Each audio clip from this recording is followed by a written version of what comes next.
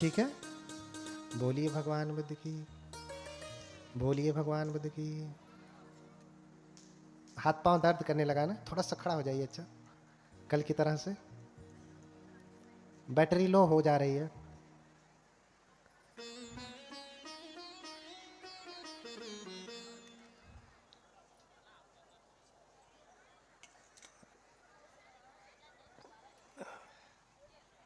भागना नहीं पिछवा से, बिना अनुमति के नहीं जाना है। बोलिए भगवान बुद्ध की। बोलिए भगवान बुद्ध की। करुणा हो।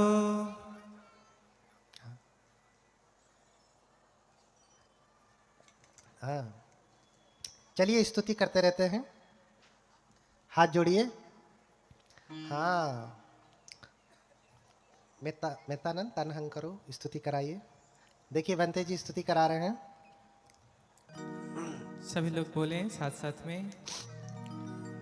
तनहं करो महावीरो। सभी लोग बोलें। तनहं करो महावीरो। मेधं करो महायशो। शरणं करो लोकहितो। दीपं करो ज्योतिर्गमो। सुमनो सुमनो धीरो। रेवतो रति उत्तमो। शोभितो गुण संपन्नो। अनुमदसि जनोत्तमो। पद्मो लोकपज्योतो। नारदो वरसारथी। पद्मोत्तरो सत्सारो। सुमेधो अग्गपुग्गलो। सुजातो सब्बलोकज्ञो। पियदसि नरासभो। अथदसि कारुणिको। धम्मदसि तमोनुदो। सिद्धथो असमो लोके। तिस्सो वरद संवरो। फुस्सो वरद संबुद्धो। विपस्सी चयनोपमो। सिखे सब बहितो सत्था। वे सब भूक कुसाधतो। कश्यपो सिर संपन्नो। गौतमो शक्य पुंगवो। ते संसच्चेन शीलेन। खन्ति मेत्तबलेन च। तेऽपि त्वं अनुरक्षन्तो। आरोग्येन सुखेन चाति।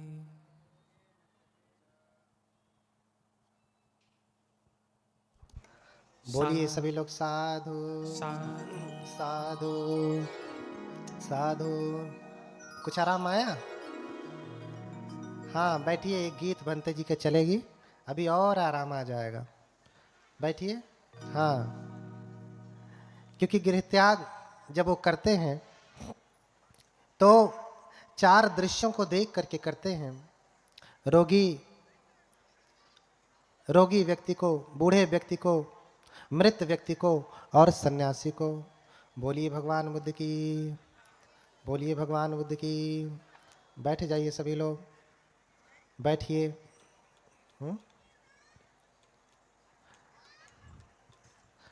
बैठ जाइए सभी लोग। ये तीन दृश्यों को देख करके वैराग्य जगता है और चौथे को देख करके घर छोड़ देते हैं। हम हर दिन बूढ़े व्यक्ति को देखते हैं, बीमार को देखते हैं, प्रवज्जित को देखते हैं, लेकिन मन में कभी वैराग्य नहीं जगता। राजा ने 3 महल बनवाए, राज्य से बाहर नहीं जाने दिया कभी, और कभी उनको किसी बुरे दृश्य का दर्शन नहीं कराया। लेकिन आज जब वो जिद करके जाते हैं तो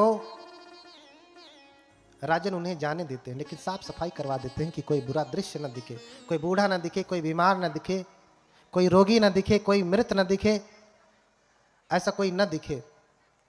लेकिन एक एक करके जब वो विचरण करने के लिए जाते हैं, घूमने के लिए जाते हैं, नगर का भ्रमण करते हैं, तो उन्हें सब दिखाई देता है।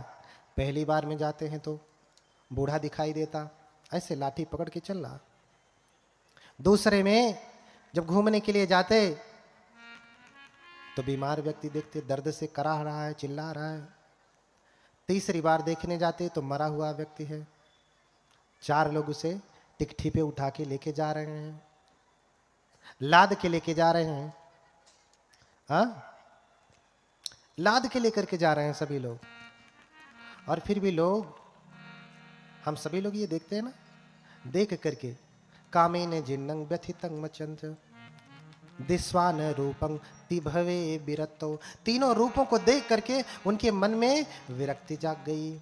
हाँ, धिगसार थे अबुद्ध बाल जनस्य बुद्धि यद यौवनम मदमत जरा न पसेद। फिर सारथी से कहते, अरे सारथी, धिक्कार है व्यक्ति को जो जवानी में मस्त होकर के बुढ़ापे को नहीं देखता, अनित्य को नहीं देखता। एक दिन मैं मर जाऊंगा, मुझे अपने इस शरीर पर इतना अहंकार क्यों है? इस शरीर से मैं क्या करने वाला हूं? इस शरीर तो नष्ट होने वाला है ना। हाँ, इसलिए हमारे नित्यानंद भंते जी गीत गाएंगे। हाँ, सुन रे वो माटी के पुतले, एक दिन ऐसा आएगा जिस तन पर गुमान है तुझको माटी में मिल जाएगा। हाँ? सुन रे ओ माटी के पुतले, गाइए। सुन रे ओ माटी के पुतले, एक दिन ऐसा आएगा जिस तन पर गुमान है तुझको माटी में मिल जाएगा। सुन रे वो माटी के पुतले, एक दिन ऐसा आएगा जिस तन पर गुमान है तुझको माटी में मिल जाएगा।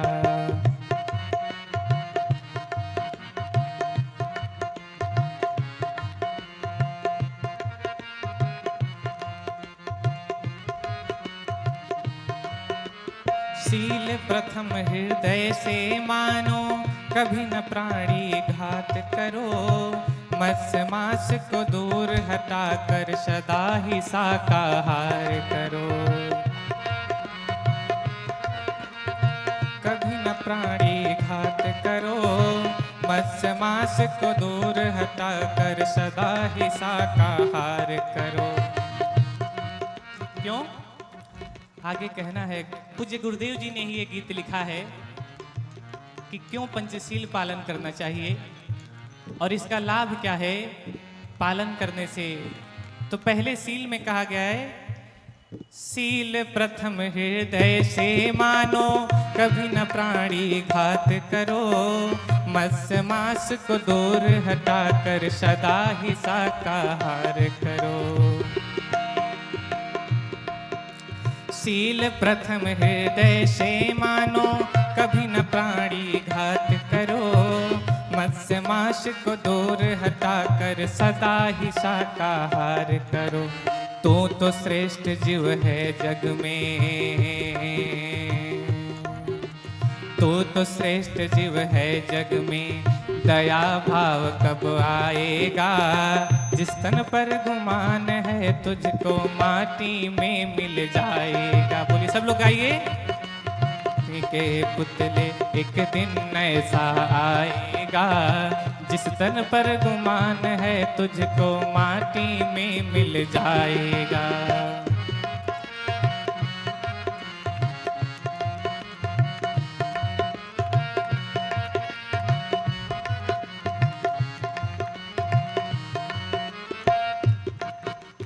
दूसरे सील में क्या है?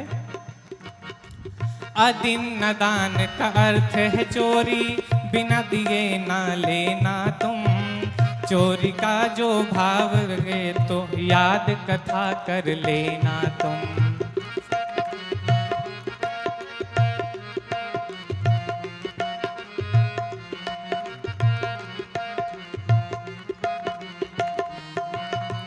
आदिन न दान का अर्थ है चोरी, बिना दिए ना लेना तुम, चोरी का जो भाव जगे तो याद सील कर लेना तुम।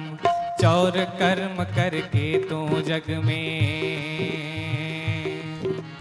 चौर कर्म करके तो जग में मुख कहाँ दिखलाएगा। जिस तन पर गुमान है तुझको माटी में मिल जाएगा। सुन रे वो माटी के पुतले, एक दिन ऐसा आएगा। जिस तन पर गुमान है तुझको माटी में मिल जाएगा।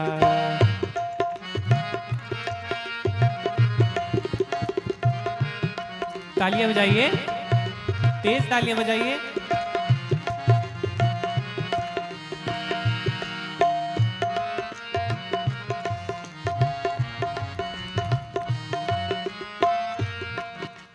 तीसरा सील क्या है? कामे सुमिच्छाचारा वीरमणि सिक्खापदं समादयामि। पूज्यपाद गुरुदेव जी ने उसको क्या लिखा है? पर नारी का भोग न करना महादुखों का कारण है। मिथ्याचार बुरा है प्यारे, सदाचार ही निवारण है।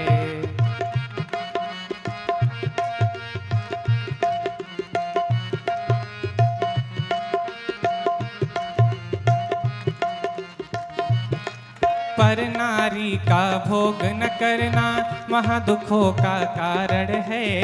मिथ्याचार बुरा है साधो, सदाचार ही निवारण है। इससे उससे प्रीत लगाकर, इससे उससे प्रीत लगाकर अपना घर ही जलाएगा। जिस तन पर गुमान है तुझको माटी में मिल जाएगा। सुन रे वो माटी के पुतले, एक दिन ऐसा आएगा। जिस तन पर गुमान है तुझको माटी में मिल जाएगा।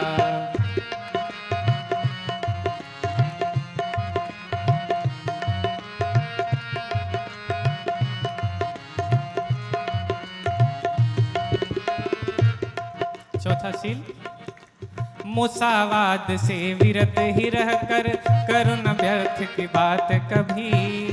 चुगली से सदा ही डरना, कड़वी कोई बात नहीं। माता लोग ध्यान दीजिए, क्या बोला गया है?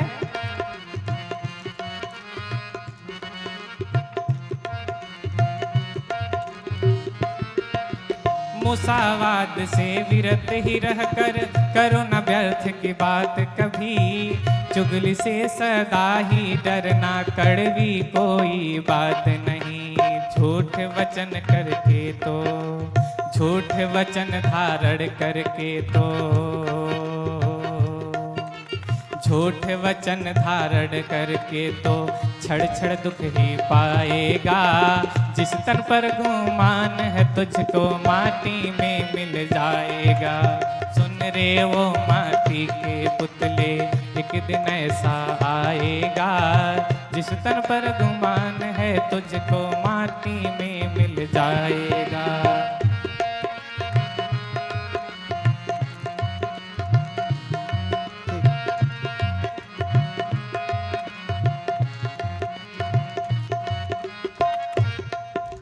पांचवा सील ध्यान दे जरा, कितना अच्छा लगता है इस सील को भंग करने के लिए। कितना आनंदित होते हैं पार्टी में जाके। जरा इधर ध्यान दें, गुरुदेव ने क्या लिखा है? पी कर मदिरा भांग सदा तुम उत्सव रोज मनाते हो। लाल साग का भोग लगाकर VIP मन कहलाते हो।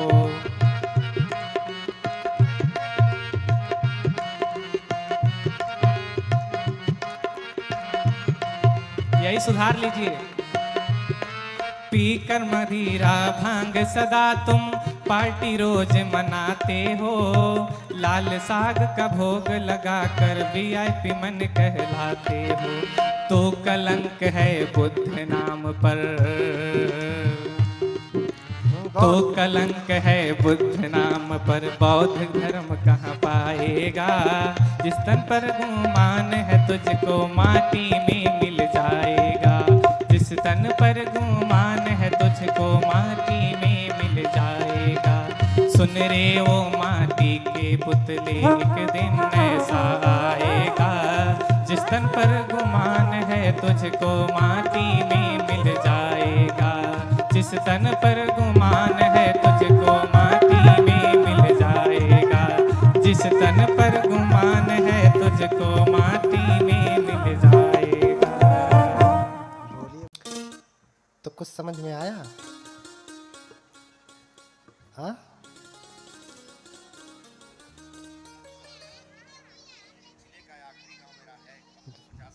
अच्छा अच्छा, ठीक है, अच्छा। हाँ, कुछ समझ में आया? दो चीजों पे ज्यादा जोर दूंगा।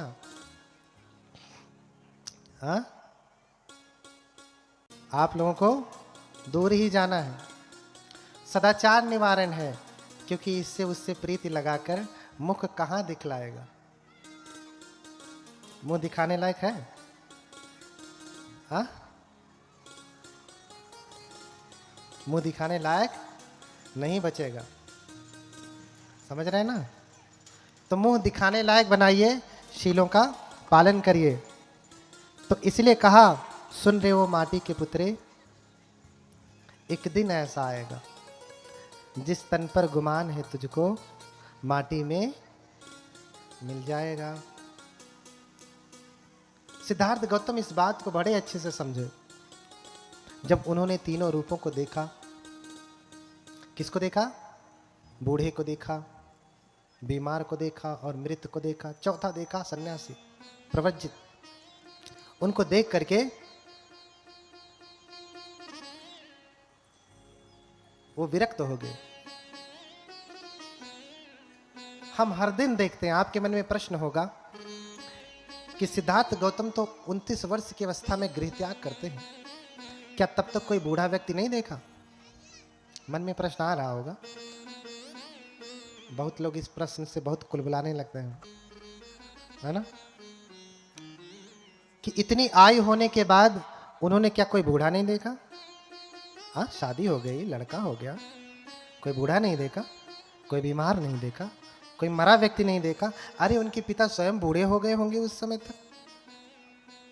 हाँ, और बाकी अंतरी मंत्री वो सारे लोग तो बूढ़े ही रहे होंगे, सब जवान तो रहे नहीं होंगे।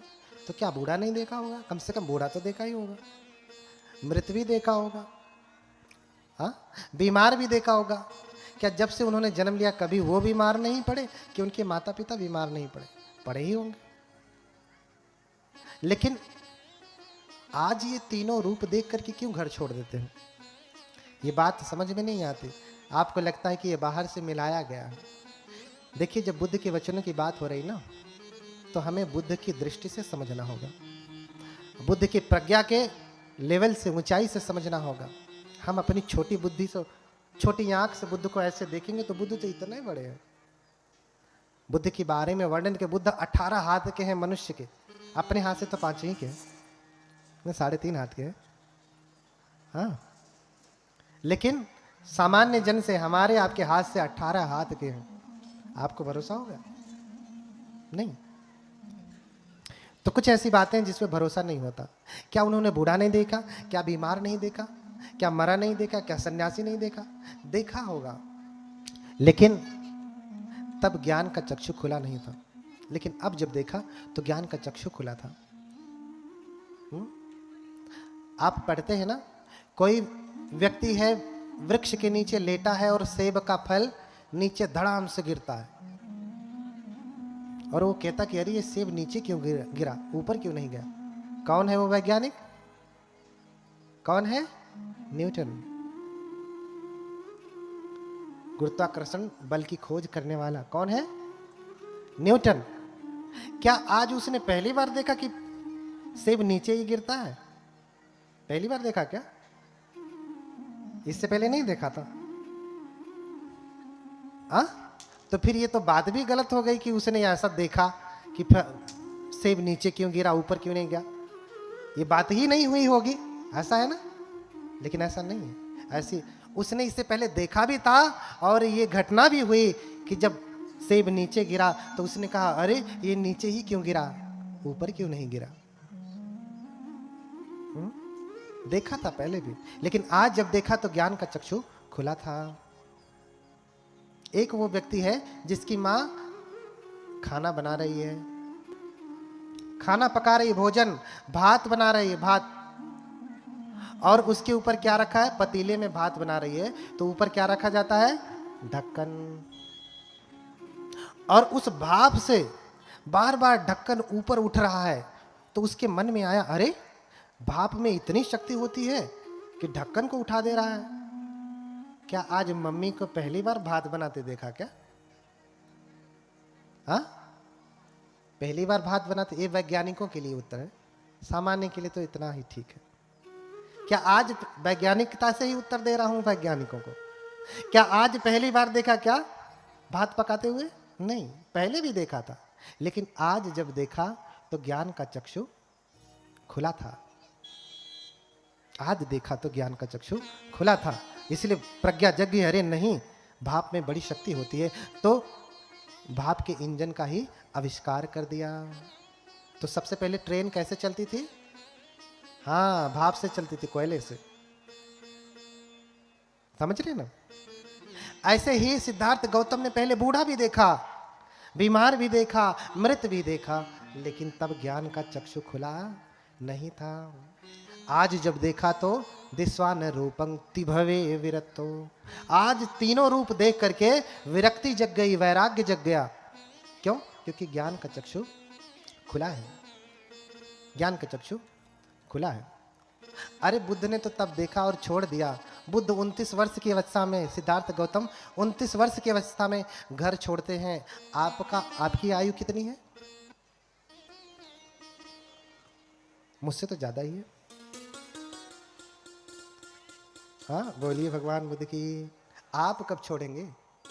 बूढ़ा नहीं देखा, बीमार नहीं देखा कि मैं भी बूढ़ा हो जाऊंगा, मैं भी बीमार हो जाऊंगा। सुन रे वो माटी के पुतले। हाँ, तो दिन ऐसा आएगा कि ये कहाँ मिल जाएगा? माटी में। तो माटी में मिलने का इंतजार कर रहे हैं। हाँ, माटी में मिलने का इंतजार कर रहे हैं कि जब मिट्टी में मिलेगा तभी देखा जाएगा, उसी समय हिसाब किताब किया जाएगा। नहीं ना?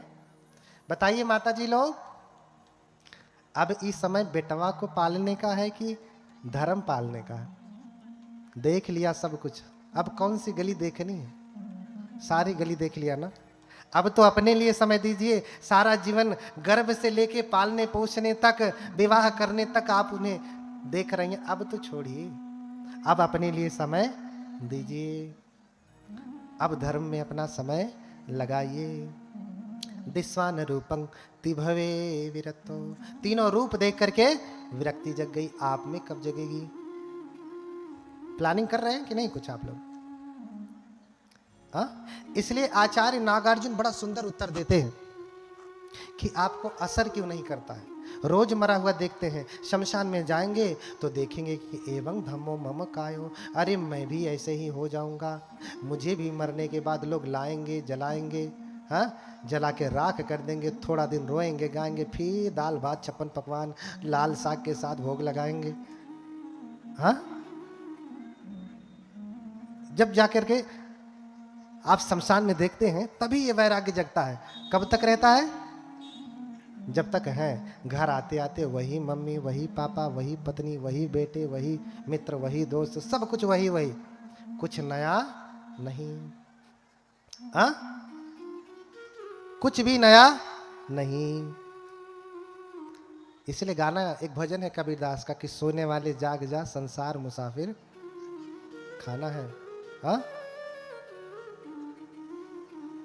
संसार क्या है? मुसाफिर खाना है।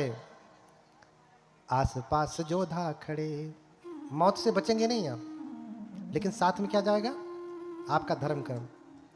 आस पास जोधा खड़े, अरु दोनों बजावें गाल, मंज महल से ले चला ऐसा अपर बड़ काल। काल बहुत बलवान है। कबीरदास कहते हैं कि राजा होता है, उसके रक्षक होते हैं, बॉडीगार्ड हो, आज भी बॉडीगार्ड है ना, और लगे रहते हैं, बंदूक के लिए खड़े रहते हैं पूरा चारों तरफ। बड़े बड़े मंत्रियों के पास बढ़िया जेट सुरक्षा दी गई है। ऐसे राजाओं के पास जेट सुरक्षा हुआ करती थी, उससे भी हाईटेक।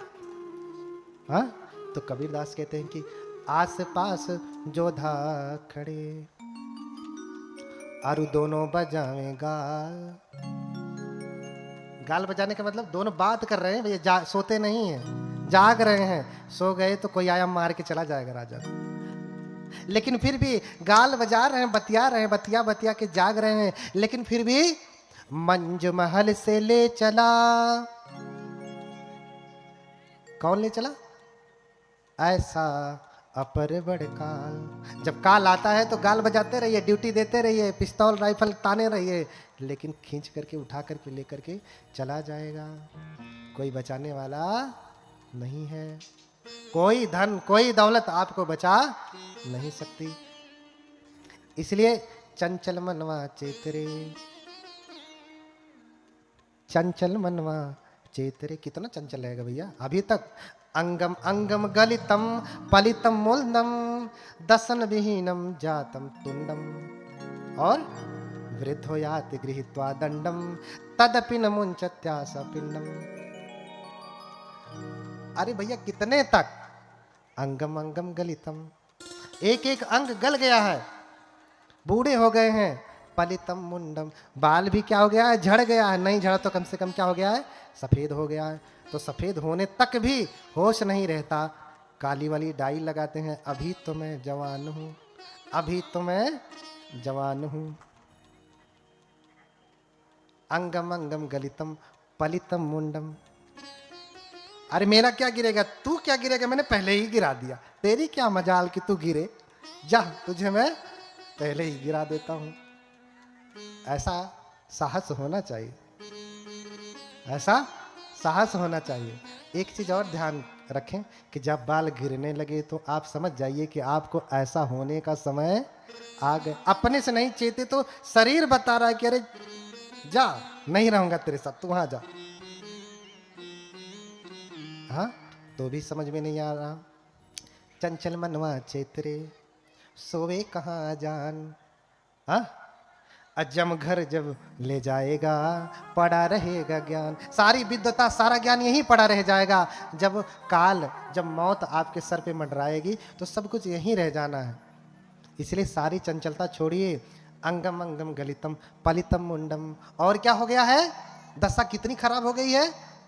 दसन विहीनम जातम तुंडम, दांत भी टूट गया है। बाबा बाबा करते हैं, बतियाते ऐसा तक होने लगता है। कैसा होता है पूरा, क्योंकि दांत नहीं है तो ऐसे ऐसे हो रहा। मेरा भी वैसे ही होगा, मैं कोई अलग से थोड़ी ना आया। हाँ, लेकिन उस अवस्था तक आते आते मैं कुछ संग्रह कर रहा हूं जो मेरे साथ जाने वाला है। आपको धर्म का दान कर रहा हूं। हाँ, दसन विहीनम जातम तुंडम। दांत भी झड़ गया, टूट गया, लेकिन नकली लगवा करके अभी भी खुश हैं कि अरे चलो टूट गया तो क्या, नकली लगवा लूंगा। दांत भी बता रहा है भैया दांतवा टूट गया, अब तो चेतो। हाँ, वृद्धो याति गृहीत्वा दंडम। दशा और भी खराब हो गई। कितनी, चल नहीं पा रहे हैं, लाठी लेकर के चलते हैं, टेक टेक के चलते हैं, और नहीं तो कम से कम कोई पकड़ करके ही लेकर के जाता है। वृद्धो याति गृहीत्वा दंडम। लेकिन दशा इतनी खराब होने के बाद भी तदपि न मुंचत्यासा पिंडम। लेकिन इस मोह से, इस जगत से, इस पिंड से आपका मोह छूट रहा है? छूट रहा है? नहीं छूट रहा। मोह से जकड़े हुए हैं पूरी तरीके से। तो कबीरदास आपको जगा रहे हैं, चंचल मनवा चेतरे सोवे कहाँ अजान। इतना अज्ञानी होकर के क्यों सोता है? तेरा सारा ज्ञान, सारी विद्वता सब यहीं रह जाएगी अगर तूने उसका उपयोग सन्मार्ग पे चलने के लिए नहीं किया तो। इसलिए जागी, सोने वाले जाग जा, संसार मुसाफिर। तो दिस्वान रूपम तिभवे विरतो, उन्होंने तो तीनों रूप देख लिया। उनका अभी दांत टूटा नहीं, बाल झड़ा नहीं, लाठी लेके चल नहीं रहे हैं, लेकिन दूसरे का देख करके ही उनके भीतर विरक्ति जग गई। तो आचार्य नागार्जुन समझा रहे हैं, ऊणा पक्षम यथैव ही करतल संस्थम न विद्यते पुंभी। क्या कह रहे हैं? जैसे आप स्वेटर बुनते हैं ना, ऊन से आप स्वेटर बुनते हैं ना, इतना बड़ा ऊन तोड़ करके हाथ पे रख दिया जाए तो कुछ असर होगा? कुछ पता चलेगा? दर्द, पीड़ा, सुख, दुख कुछ ऐसा होगा? इतना बड़ा धागा ऊन का कुछ होगा? ऊना पक्षम यथैव ही करतल संस्थम न विद्यते पुंभी। इतना तो छोड़ दीजिए, पूरा लच्छी का ऊन अगर इस पे रख दीजिए, आपको दर्द पीड़ा का कुछ एहसास होगा? नहीं ना, कुछ एहसास होगा? नहीं। पूरा बंडल रख दीजिए, 100 ग्राम 200 ग्राम की पूरी लच्छी, 500 ग्राम 1 किलो की पूरी लच्छी हाथ में ले लीजिए, हाथ को कुछ पता चलेगा? कोई पीड़ा, कोई दर्द कुछ होगा? नहीं। लेकिन अक्षिगतम तदैव ही, इतना बड़ा छोड़ दीजिए 1 किलो का बंडल, लेकिन छोटा सा टुकड़ा उसी उनका कहां पड़ जाए? अक्षिगतम तु तदैव ही जनयत्य रतिंच पीड़ांच। छोटा सा टुकड़ा कहां पड़ जाए? आंख में पड़ जाए।